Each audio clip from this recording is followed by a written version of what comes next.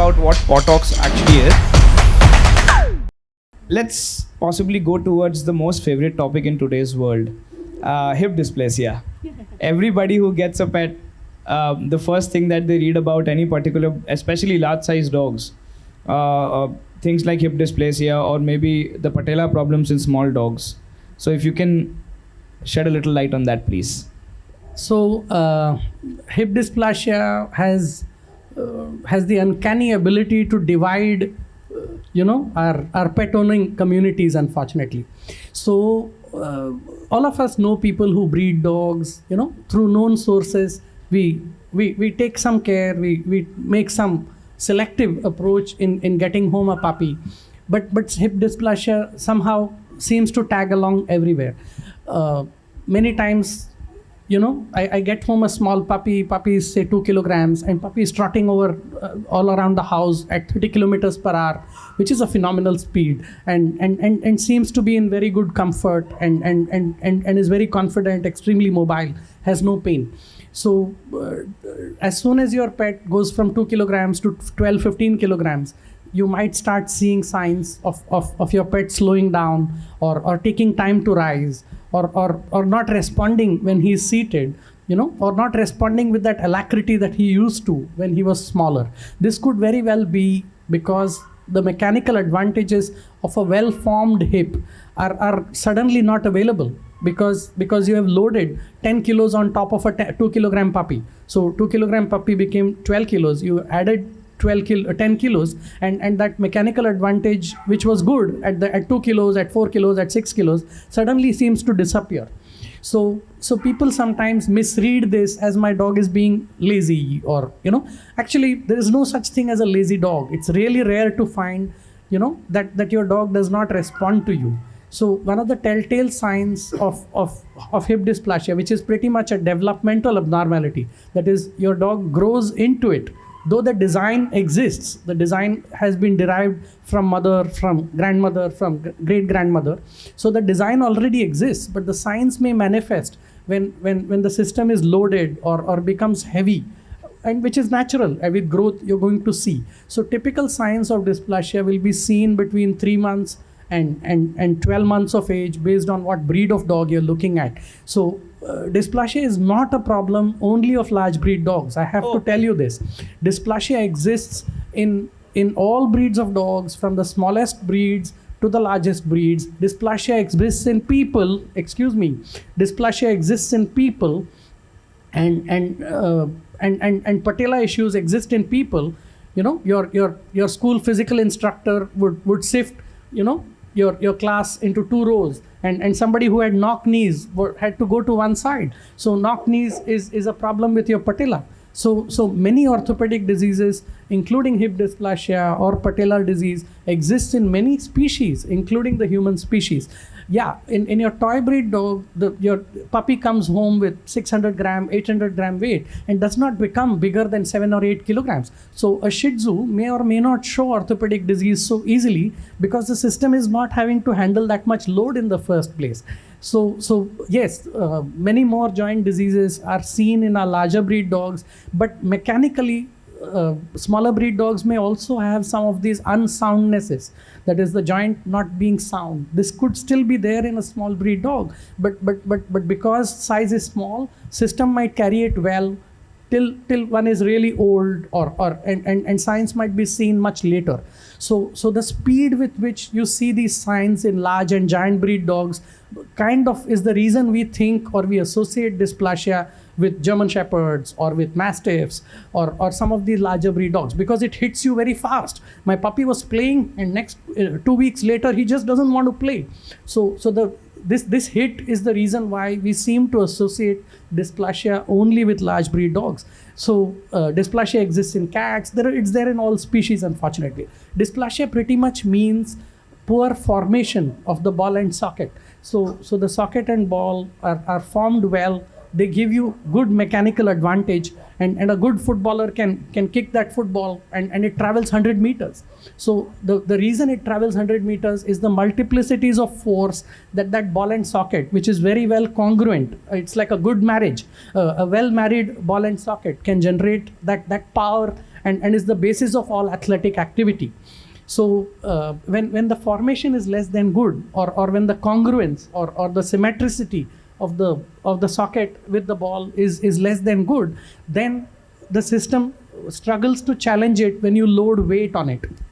So typical signs of dysplasia, of slowing down, or sometimes of lameness, will show up between 3 and 12 months of age. So anytime you see slowdown, don't necessarily, think that, oh yeah, my dog is bored or he's exhausted. Most of our pets will recharge after a short bout of exercise within 20 minutes to 40 minutes. If it's a really long walk, if I went on a 45-minute walk or a brisk jog for 25 minutes, it might take a little more time to recover, but the recovery should be very good.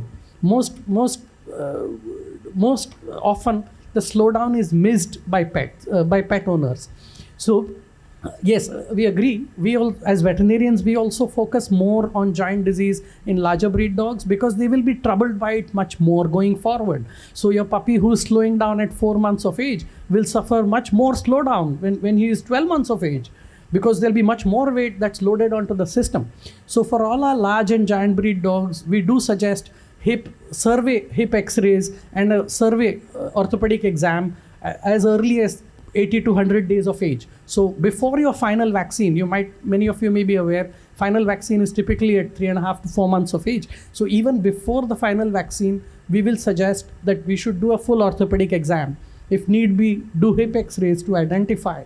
And early identification can really give us many more avenues to pursue to resolve a problem which we found in its infancy. When we identify a problem at an early stage, we have many more tools, and more important, we have much more time to address the problem.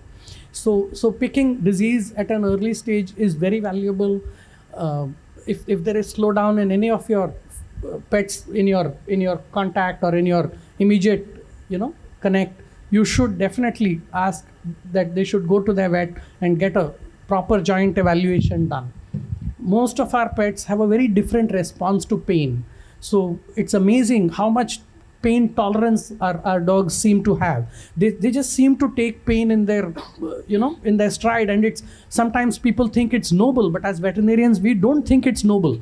We want our pets to tell us if they're in pain so that we can help you quickly. So many times the slowdown that we see in a growing dog with hip dysplasia is because your pet is internalizing the pain. He has genuine hip pain, but he's just not telling you. He just says, I'll slow down now and I won't complain.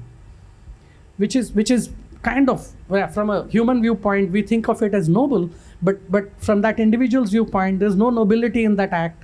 I would much rather my patient wave his hand and tell me, I'm in pain, please help me with this. Right? It does influence the general quality of life as well. Yeah. Okay, so following with that, when you talk about hip dysplasia, what would you, or any orthopedic disease, what would be the major emphasis on? Genetics, nutrition, or the environment where the dog is staying? So the cause of hip dysplasia. So people ask us, where did hip dysplasia come from? My pet is bred from a good breeder. Yes, we do take care and exercise some amount of critical concern and actions in choosing a puppy. But the dysplasia that we see in our pets originated in the original dogs that were bred 200, 400 years ago. So dysplasia in German Shepherds originated in Germany. It existed in Germany. And dysplasia is there in Indian feral population also, excuse me. It's not that there is no dysplasia in the feral population. So the selection of dogs that were bred to create X breed or Y breed or Z breed was not a very technical process. It was a process that looked at phenotype. It's called phenotype. That is, you look at the exterior of the dog. You wanted an erect eared dog. You wanted a dog who could hear long distances and could respond, if there is any sense of security challenge or anything happening 2 kilometers away. So you wanted that erect ears, and you bred for those traits. In case of a Labrador, you wanted to breed for a retriever. So you were looking at one thing, but you were blindsided to few other things that were coming into the breed. So this blindsiding has resulted in the genetics getting affected. However, we must say that the finest breeders of dogs, and there are people who have worked with X breed for 30 years and 40 years, they don't seem to have so much dysplasia. Meaning we're not selling somebody's puppies, excuse me, but the fact remains that people who have invested heavily and for lengths of time and who have selected amongst their dogs, they are able to generate puppies with much better orthopedic conformation. And the good thing that we should be doing is 25 years ago, two organizations in the US, one was called PenHip and the other was called the Orthopedic Foundation for Animals. They invested huge amount of time, resources and effort and created a hip registry. So they spoke with individual breeders and they encouraged them to get their dogs hips scored, and through scoring and registering the quality of individual hips, they could take away the weaker hips, the poorly formed hips, and in the US you will get now hip certified puppies. You will get puppies whose 3 generations, father, grandfather, great grandfather, have been certified for their hips, and though that puppy is at very, very small risk, if at all, of developing hip dysplasia. We are human. We cannot say the disease will not surprise us, but the surprise, if at all, will be small or rare. So this level of investment that they did, and the breeders also have cooperated. I must say that it's nice when breeders will cooperate and are willing to put their breeding stock to test. But in doing this, we will create better quality puppies in the future. But in any case, regardless of what the breeder might do or might not do, before 100 days of age, you should get a joint evaluation done, because mobility is life. Without mobility, life does not seem the same. And to have good mobility, good joint health and good structure is very, very important. You can't see it externally. When you see a puppy, you just see a bundle of joy. You just see a spring-loaded bundle of joy. But is that puppy really comfortable? Is his mobility really pain-free underneath all that?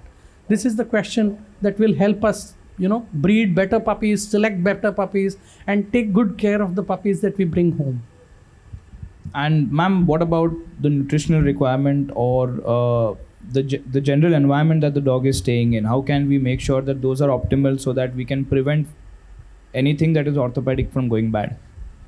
Well, nutrition requirement for hip dysplasia is not very different from what you would give a normal dog.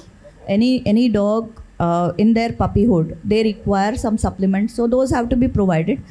Dysplasia being a genetic condition, it does not mean that the bone quality is going to be poor. The structure of the bone is poor, no doubt, but the quality of the bone can still be the same. Some dogs who are deficient nutritionally, their bone quality is poor, so they will need supplementation based on case to case, variation, whatever we see. But really speaking, nutritional requirement for dysplastic puppies is not any different from a normal puppy. The only thing that you have to watch out for is not to let that puppy put on weight.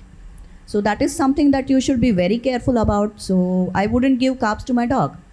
So rice, roti, bread, biscuit, treats are out of the everybody's window. Favorite things to actually give their dog. Yes. Oh, I was having a roti and he or she wanted. Yeah. But then in terms of environment, what can we do around our house? Basic things around our house or around the area where we stay, where the dog walks, to make sure that maybe some form of abnormal movement or any kind of injury may not lead to other orthopedic problems as well. So we are asked this question many times. People do hear from many sources that you have that vitrified tile flooring in your home, and that caused the dysplasia. It did not. It did not even contribute to 1% of dysplasia. So a puppy who's having difficulty rising from seated, it's very instructive. Those of you who have already visited inside the kennel area have seen really good rubber flooring, and it's quite valuable for somebody who wants to get some purchase while getting up. So can something like this help a puppy who has dysplasia or a senior dog who has joint disease in general? Yes, it can. But the cleaner or smoother flooring cannot cause dysplasia. So neither I can prevent dysplasia, by using rubber flooring, which is very good, and I was very impressed with the flooring in particular.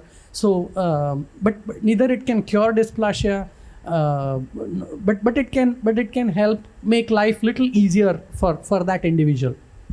So, are there movements in normal course, on leash walk or maybe a leash jog, or the quality of surface that you're walking on? Is it likely to at all contribute to this? No, not really. So, coming back to how they work with dysplasia in the US in particular, but in the West in general, they invested in genetics. They invested in identifying the good quality hips and continuing to breed those individuals, and separating those that don't have. It was not an environmental modification that has helped them control a really bad disease. It's a very bad disease, but for them to control it, they've worked on the genetics, they've worked on the parent population, and been selective. Somewhere they have been very calculating. Even a very good performing, maybe a X medal winner or a Y championship winner whose hips was not looking good had to be kept aside because he would not transmit good quality hips. So, are there environmental interventions that I could do? Offhand, I'm not able to think of. A lot of people do ask, will swimming help my dog with dysplasia? Yes, it will not alter the dysplasia, but it can help through improved muscling. It can improve in general the muscle around the hip. Every exercise can do that. So swimming tends to give you some multiplicity of muscle building over regular non-impact exercise, and that can of course help. So exercise in every sort, non-impact exercise in particular, and swimming is probably the best non-impact exercise. These are the few environmental choices that we can make that can help my pet. I must say again, vitrified flooring or marble flooring, I don't think it has even smallest role in this disease. Okay, that was a little bit of an eye changer, because many times we read so many times that dogs playing on hard surfaces causes so many different problems as far as orthopedic issues are concerned. Well, obviously, certain information does become grapevine too. People start believing certain things, and then it just kind of has a magnifying effect. So it's good to know that at least genetic has a major part to play, and I'll not have to go home and change my tiling to maybe rubberized or wooden or anything. So it saves a good amount of headache for me as well, because at the end of the day, as trainers we meet so many people who undergo a complete reconstruction and redesign of their house because the dog picked up something, and they just read it or they spoke to somebody and turned out, it was the paint that was the problem, or it was the flooring that was the problem. I know people who could afford to actually put private lifts in the house so the dog does not need to walk. Well, the problem that started coming in when there was obesity started setting in, because the dog had absolutely no movement.